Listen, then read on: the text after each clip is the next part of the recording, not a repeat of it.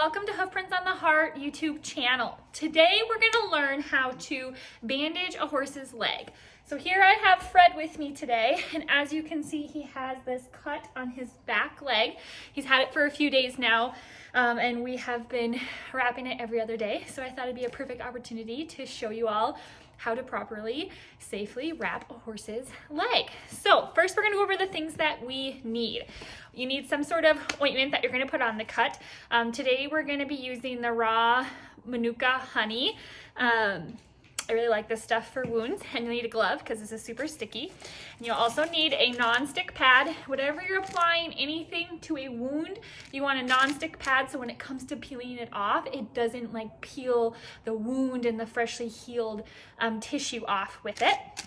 And then you're going to need some gauze, some vet wrap, and some duct tape or Gorilla Tape. So I have all my supplies here and I will walk you through the whole step.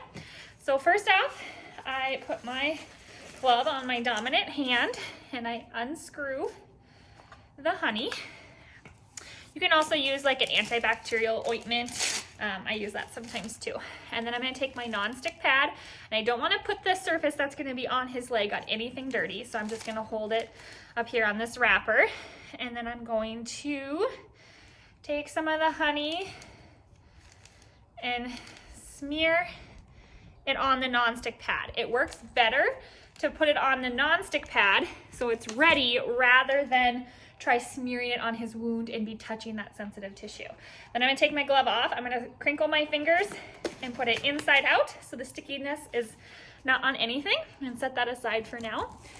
Then I'm gonna take the non-stick pad that has the ointment on it, and I'm just gonna press it right on that cut.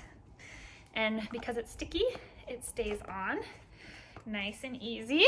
I'm gonna move you so you can see what I'm doing since he moved his leg. Alrighty, so then I'm gonna take and open up my gauze.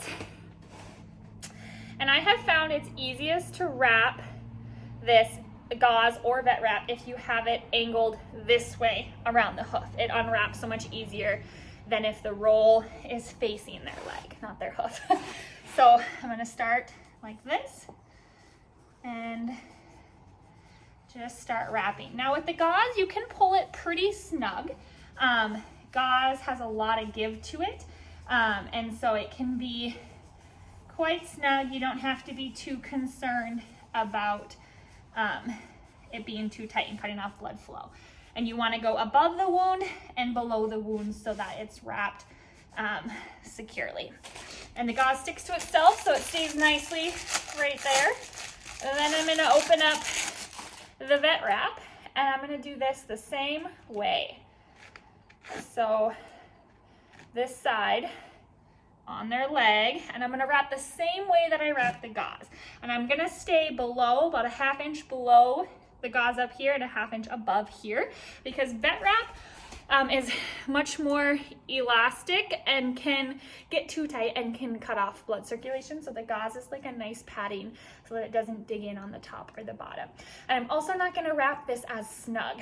So I'm going to put it on here, and I'm going to pull it and get some slack like this, and then wrap it around the leg.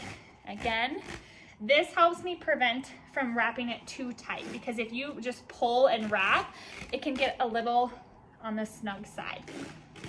And if there's no swelling in the leg, you want to be very careful about not wrapping it too tight. If there's swelling in the leg, then you can wrap it a little bit tighter because that swelling will go down. And then after I got it wrapped with a little bit of gauze sticking out the top and the bottom, I'm just gonna tear off the vet wrap like that. And then to secure that so that doesn't come undone, I just take a piece of Gorilla or duct tape, any heavy duty tape, and wrap it over the seam, just like that. And Fred is a good boy, so he stands so nice for it. Alrighty, thanks for watching. I hope you learned something new today.